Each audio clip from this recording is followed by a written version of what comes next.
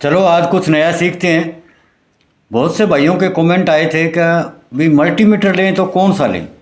तो आज मैं किसी कंपनी की बुराई नहीं करूंगा, ना किसी कंपनी के बारे में बताऊंगा। मैं आपको कुछ पैरामीटर बताऊंगा जो आपको देख के मल्टीमीटर ले लेना है, और उसके बाद आपको कोई दिक्कत नहीं आएगी भी मल्टीमीटर कौन सा लें। तो सबसे पहले मैं आपको एक एक करके बताता हूँ कि जो भी मल्टीमीटर आप चुनेंगे, तो सबसे पहले तो आपकी ज़रूरतों के हिसाब से आप देख लेना भी आपको कितने फंक्शन चाहिए। उस हिसाब से आपका मल्टीमीटर लेना है जितने आपकी फंक्शन की ज़रूरत है। कईयों में फंक्शन ज़्यादा होते हैं, कईयों में फंक्शन कम होते हैं। और उसका पैरामीटर आपको कहाँ से देखना है, तो आप क्या करना, गूगल पे चले जाना। गूगल पे जाके आप जो भी मल्टीमीटर आप पसंद करते हो, उदाहरण के लिए मान लेते हैं भी आपने कोई 3 मल्टीमीटर पसंद किए और उनके बारे में आपको ये मालूम नहीं है भी कौन सा मल्टीमीटर ले, तो उसको देखने के लिए आपको उसकी मल्टीमीटर का पहले नाम लिखना है, फिर यूज़र मैनुअल डाउनलोड कर लेनी है। फिर वो यूज़र मैनुअल में आपको कुछ चीज़ें मैं बताऊंगा, वो चीज़ आपको देखनी है भी मल्टीमीटर में क्या चीज़ है, क्या बढ़िया है, क्या गलत है। अब मैंने 1-2 मल्टीमीटर के क्या किए हैं कि PDF डाउनलोड की है, तो आप भी गूगल पे जाके उनकी PDF डाउनलोड कर लेना। तो पहले अपने स्टार्ट करते हैं AC वोल्टेज और DC वोल्टेज से। तो इनमें क्या है कि AC वोल्टेज और DC वोल्टेज हर एक मल्टीमीटर में आपको मिल जाएंगे, लेकिन उनकी आगे आपको क्या चीज़ देखनी है वो मैं आज आपको बता रहा हूँ। तो उसमें जब भी आप PDF डाउनलोड करोगे यूज़र मैनुअल की, तो उसमें पहले जैसे ये यहाँ लिखा हुआ है DC वोल्टेज और नीचे AC वोल्टेज, तो इसमें पहला नंबर आता है कि इनपुट इम्पीडेंस देखना है आपको। इनपुट इम्पीडेंस है वो अधिक होना चाहिए। जिस भी मल्टीमीटर का इनपुट इम्पीडेंस ज़्यादा होगा, इसमें ये 10 मेगा ओम बता रहा है। AC में देखोगे तो इसी में भी ये इनपुट इम्पीडेंस है, ये भी 10 मेगा ओम के बराबर बता रहा है। तो ये चीज़ आपको देखनी है भी जिसका इनपुट इम्पीडेंस है वो ज़्यादा होना चाहिए। इसका कारण मैं बता देता हूँ, इससे क्या होता है। जैसे ये मल्टीमीटर है, इसका इनपुट इम्पीडेंस है वो 10 मेगा ओम है। अगर अपने ये पीले वाला साधारण यूज़ करते हैं तो इसका 1 मेगा ओम। अब मैं आपको चेक करके दिखा देता हूँ इसको चेक कैसे करते हैं। तो ये जब आप PDF डाउनलोड करोगे तो उसमें स्पष्ट लिखा होगा, एक तो इनपुट इम्पीडेंस ये आपको चेक करनी है भी उस मल्टीमीटर की कितनी है। जितनी हाई होगी उतना अच्छा मल्टीमीटर होगा। अब मैं दोनों की चेक करके दिखाता हूँ। चेक आपको कैसे करना है, एक दूसरा मल्टीमीटर ले लेना है। जैसे इस मल्टीमीटर की आपको मिलेगी तो इनपुट इम्पीडेंस है वो 1 मेगा ओम है। अब इस मल्टीमीटर से चेक करेंगे तो इस मल्टीमीटर को या तो AC वोल्टेज पे ले लेना है या DC वोल्टेज पे, दोनों पे किसी एक वोल्टेज पे ले लेना।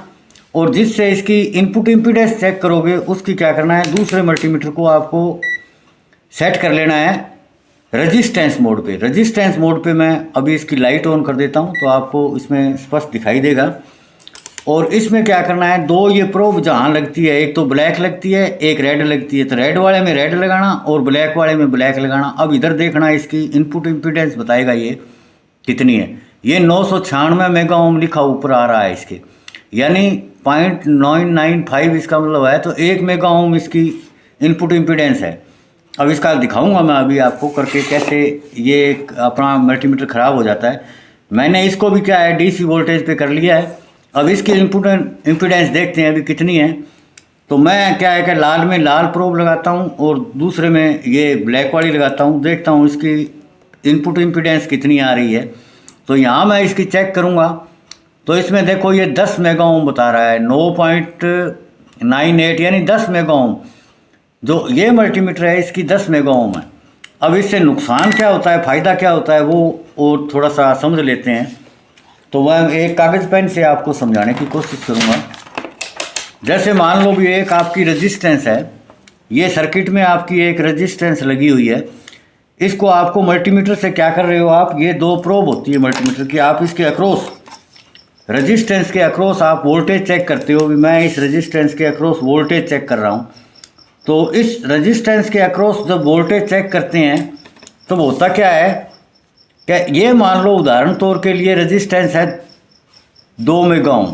2 मेगा ओम की ये रेजिस्टेंस है। और अपने मल्टीमीटर में क्या किया कि अपने जो ये मल्टीमीटर है इसकी 1 मेगा ओम इनपुट इम्पीडेंस है तो इसकी रेजिस्टेंस मैं यहाँ बढ़ा देता हूँ। ये 1 मेगा ओम है, 1 मेगा ओम। अब इसकी एक प्रोब अपने मल्टीमीटर की इस साइड में लगाते हैं, एक प्रोब इस साइड में लगाते हैं। अब यहाँ से अपने इस 2 मेगा ओम रेजिस्टेंस की अक्रॉस वोल्टेज चेक करते हैं। तो क्या करेगा, करंट जो इधर से आ रहा है तो वो क्या है, ये 2 मेगा ओम की रेजिस्टेंस है। तो करंट हमेशा क्या है, इजी पाथ फॉलो करता है। तो इजी पाथ फॉलो करोगा तो वो क्या करेगा, इधर तो रेजिस्टेंस 2 मेगा ओम है, इधर 1 मेगा ओम है, तो करंट इधर से ज़्यादा फॉलो हो जाएगा। तो अपने मल्टीमीटर से करंट ज़्यादा फ्लो होने के कारण मल्टीमीटर डैमेज हो जाएगा। इसलिए ये इनपुट इम्पीडेंस आपको पहले चेक कर लेनी है अभी कौन सा है। तो वो पहले PDF डाउनलोड करोगे तो उसमें आपको ये स्पष्ट मिल जाएगा भी इनकी इनपुट इम्पीडेंस कितनी है। इसमें 10 मेगा ओम बता रखी है। अलग अलग मल्टीमीटर की आप चेक करोगे तो अलग अलग मिल जाएगी। जैसे मेरे पास दूसरे एक मल्टीमीटर की और है, तो इसमें भी देखोगे तो यहाँ पे इस पर भी लिखा आ रहा है input impedance approximate 10 mega ohm. तो ये मल्टीमीटर होते हैं, इनकी कम होती है, कईयों की 2 मेगा ओम होती है, कईयों की 3 मेगा ओम होती है, कईयों की 1 मेगा ओम से कम होती है। तो पहली चीज़ तो आपको ये देख लेनी है।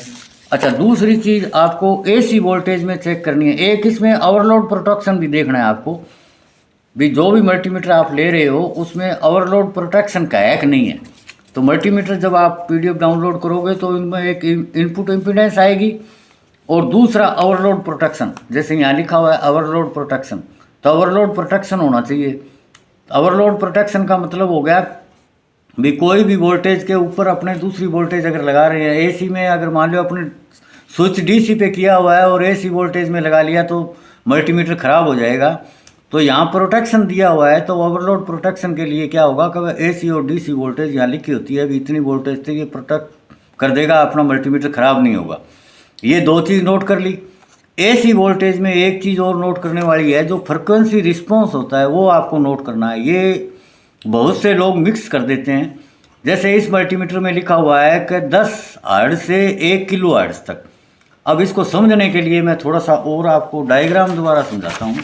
इसका मतलब क्या होता है, जैसे मान लो एक आप SMPS पावर सप्लाई का मान लो कोई देख रहे हो, इसमें यहाँ रेक्टिफाइड लगने में DC वोल्टेज आती है। DC के आगे एक कैपेसिटर लगा होता है। कैपेसिटर से आगे जब चलोगे तो ट्रांसफार्मर की जो प्राइमरी वाइंडिंग है यहाँ की, इससे आगे एक स्विच लगा होता है। यानी यहाँ चाहे मोसफेट लगा हो, IC लगा हो, कुछ लगा हो, तो यहाँ की क्या है, स्विचिंग फ्रिक्वेंसी बहुत हाई होती है। तो जब यहाँ की वोल्टेज आप मल्टीमीटर से चेक करोगे तो आपका मल्टीमीटर ख़राब हो जाएगा, क्योंकि यहाँ फ्रिक्वेंसी ज़्यादा होती है। तो ये फ्रिक्वेंसी कहाँ पे लिखी होती है, ये इसी पे लिखी होती है। जैसे यहाँ लिखा हुआ है AC वोल्टेज। AC वोल्टेज में ये फ्रिक्वेंसी रिस्पॉन्स है, ये कह रहा है 10 हर्ट्ज से लेके 1 किलो हर्ट्ज तक। अगर 10 किलो हर्ट्ज से लेके 1 किलो हर्ट्ज तक तो है, तो यहाँ तो वोल्टेज आपको सही बताएगा। अगर यहाँ फ्रिक्वेंसी ज़्यादा है तो यहाँ की वोल्टेज आपको कम होती जाएगी और लास्ट में जाके 0 हो जाएगी और बिल्कुल 0 हो जाएगी। यानी यहाँ की वोल्टेज सही नहीं बता पाएगा मल्टीमीटर, जो भी आप लोगे तो यहाँ आपको दिक्कत आएगी। तो ये फ्रिक्वेंसी रिस्पॉन्स है, ये भी आपको देख लेना है। जैसे इस मल्टीमीटर का फ्रिक्वेंसी रिस्पॉन्स जब आप देखोगे तो इसका 45 हर्ट्ज से लेके 400 हर्ट्ज तक है। 400 हर्ट्ज तक, ये 400 हर्ट्ज तक काम करता है। उससे ज़्यादा होगा तो ये मल्टीमीटर ख़राब हो सकता है। 400 हर्ट्ज तक ये नापता है। तो इसलिए ये चीज़ आपको पहले नोट कर लेनी है भी, ये चीज़ हमें देखनी है भी ये कितनी फ्रिक्वेंसी रिस्पॉन्स है इसका, तो हर एक चीज़ में देखना है। अब अलग अलग में देखोगे तो अलग अलग में देखो, इसमें तो 10 हर्ट्ज से 1 किलो हर्ट्ज लिखा हुआ है। अब दूसरे मल्टीमीटर का देखोगे तो इसमें लिखा हुआ है 40 हर्ट्ज से 1 किलो हर्ट्ज तक। तो इसमें ये 40 से कम की फ्रिक्वेंसी आएगा तो भी ये वोल्टेज नहीं बताएगा, और 1 हर्ट्ज से ऊपर होगी तो भी सही वोल्टेज नहीं बताएगा। वोल्टेज डाउन होती जाएगी, जैसे फ्रिक्वेंसी बढ़ेगी वैसे वैसे वोल्टेज डाउन होती जाएगी, वोल्टेज आपको सही नहीं मिल पाएगी। और जो ऐसे मल्टीमीटर है ये ख़राब हो जाएंगे। यहाँ से आपकी जो वोल्टेज आप चेक करना चाहते हो, जैसे ये ट्रांसफार्मर की यहाँ से, क्योंकि यहाँ फ्रिक्वेंसी हाई होती है, फ्रिक्वेंसी हाई होने के यहाँ की वोल्टेज चेक करोगे तो वोल्टेज नहीं बता पाएगा, आपका सस्ते वाला मल्टीमीटर ख़राब हो जाएगा। यहाँ से वोल्टेज या तो चेक ना करो, ये आपको पहले पता होना चाहिए भी मेरा मल्टीमीटर जो मैंने ख़रीदा है उसकी फ्रिक्वेंसी रिस्पॉन्स कितना है, कहाँ तक वो कर सकता है। और एक और चीज़ आती है कि जब अपने रेजिस्टेंस मोड करते हैं या डायोड मोड करते हैं या और दूसरा कोई मोड में लगाते हैं, तो उसमें आपको नोट करने वाली मैं बात एक और बता देता हूँ। उसमें आपको क्या नोट करना है कि नीचे जब भी आप ये पीडीएफ डाउनलोड करोगे तो उस रेजिस्टेंस वाले में नीचे देखना है यहाँ ओवरलोड प्रोटेक्शन आपको कितना दिया हुआ है, उसमें भी ओवरलोड प्रोटेक्शन होना चाहिए। क्योंकि ओवरलोड प्रोटेक्शन नहीं है तो आप मान लो मल्टीमीटर को यहाँ क्या है रेजिस्टेंस मोड पे कर रखा है और आपने कुदरती एसी में लगा दिया तो मल्टीमीटर ये ख़राब हो जाएगा। और जिसमें ये प्रोटेक्शन दिया हुआ है, जिस मल्टीमीटर में प्रोटेक्शन दिया हुआ है उस मल्टीमीटर से क्या होगा कि ये 250 वोल्ट तक प्रोटेक्ट कर जाएगा, आपका मल्टीमीटर ख़राब नहीं होगा। इसलिए ये चीज़ आपको देखनी ज़रूरी है भी रेजिस्टेंस में प्रोटेक्शन दिया हुआ है कि नहीं दिया हुआ है। अगर आप कैपेसिटेंस नाप रहे हो तो उसमें देखो उसमें ओवरलोड प्रोटेक्शन दिया हुआ है, ये चीज़ें आपको देखनी होती है। और अगर आपने मल्टीमीटर लिया है फ्रिक्वेंसी का, फ्रिक्वेंसी और ड्यूटी साइकिल दोनों ही नाप रहा है, पर उसमें बहुत से लोग कहते हैं कि जी मेरा मल्टीमीटर 10 मेगाहर्ट्ज़ तक या 20 मेगाहर्ट्ज़ तक ये फ्रिक्वेंसी को नाप देता है, पर उन्होंने कभी ये पैरामीटर नहीं पढ़ा होगा। पैरामीटर में कुछ बातें बहुत ज़रूरी होती है जो नहीं पढ़ पाते हैं लोग। तो इसमें क्या है, ये हर्ट्ज़ और ड्यूटी साइकिल दिया है, हर्ट्ज़ और ड्यूटी साइकिल इसने स्पष्ट लिख दिया। इसकी जब पीडीएफ डाउनलोड करोगे तो इसमें स्पष्ट आपको मिल गया कि 0 से ये जो को रेंज है ये 0 से 10 वोल्ट तक की रेंज है। ये नीचे लिखा हुआ है 0.2 से 10 वोल्ट एसी तक।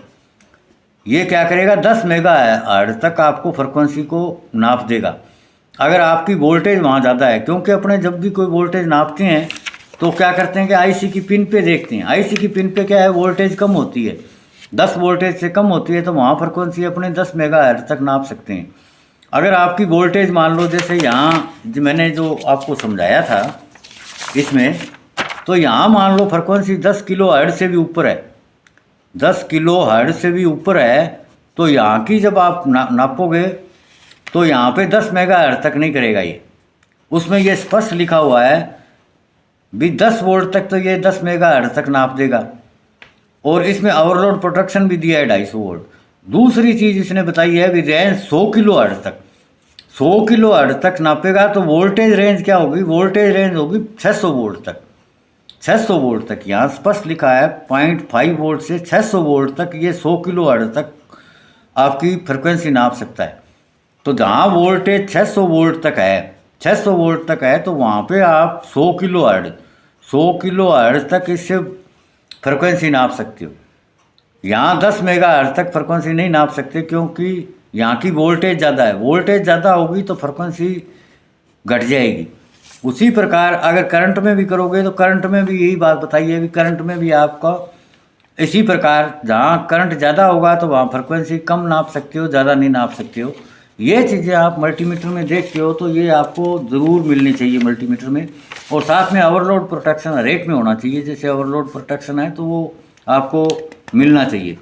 ये चीज़ें आपको नोट करनी है। ये जब आप पीडीएफ डाउनलोड करोगे तो पीडीएफ में ये आप चेक कर लेना भी पीडीएफ में ये क्या क्या चीज़ है। एक तो इनपुट इम्पीडेंस, एक ओवरलोड प्रोटेक्शन, तीसरा फ्रिक्वेंसी रिस्पॉन्स। ये तीनों चीज़ें बहुत ज़रूरी होती है। लोग इसके साथ मैनुअल आती है, मैनुअल को भी ध्यान से पढ़ते नहीं हैं, उसमें लिखा होता है उसकी गौर नहीं करते और बाद में अपना मल्टीमीटर ख़राब हो जाता है या पछताते हैं भी यहाँ की वोल्टेज ये नाप नहीं रहा है, कैसे हो रहा है। तो ये चीज़ें आप पहले देख लोगे, उसके हिसाब से अगर मल्टीमीटर खरीदोगे तो आपको कोई दिक्कत नहीं आएगी। ये जानकारी आपको कैसी लगी, अच्छी लगी तो लाइक करना, शेयर करना, सब्सक्राइब करना। धन्यवाद।